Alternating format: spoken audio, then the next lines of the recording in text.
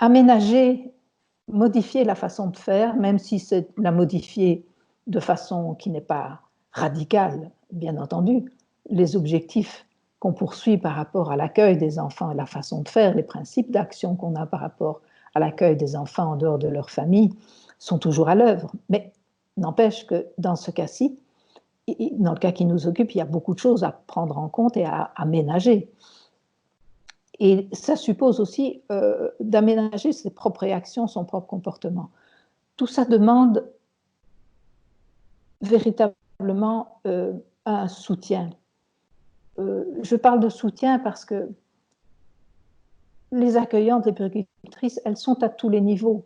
Elles sont au niveau du risque du virus, du risque de le communiquer à l'enfant, du risque d'être elles-mêmes contaminées par l'enfant, du risque de ramener le virus chez elles. Donc il y a ce premier niveau, il y a un deuxième niveau où elles se sentent une responsabilité par rapport aux parents.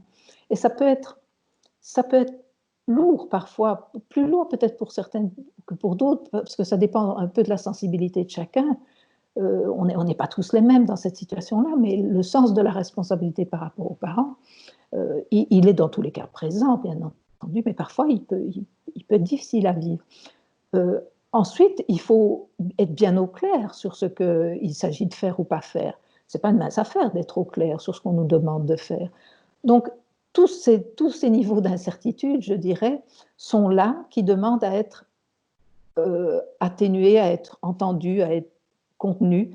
Et clairement, comme dans toutes les situations qui sont relatives aux relations humaines, et c'est clair que ce sont les relations humaines qui sont au centre de l'accueil, bien évidemment aux côtés des préoccupations sanitaires, alors cette fois c'est incontournable, c'est sûr, mais la relation humaine, ça se vit avec soi-même.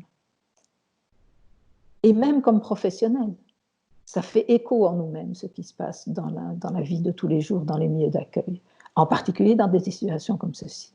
Et donc, un soutien, un espace de parole, quelqu'un qui peut renvoyer, qui permet la communication sans que ce ne soit une communication tendue ni jugeante, c'est vraiment important pour que les équipes trouvent là toute la force et toute la solidarité dont elles ont besoin entre elles pour adapter leur façon de faire aux besoins nouveaux des enfants et des parents.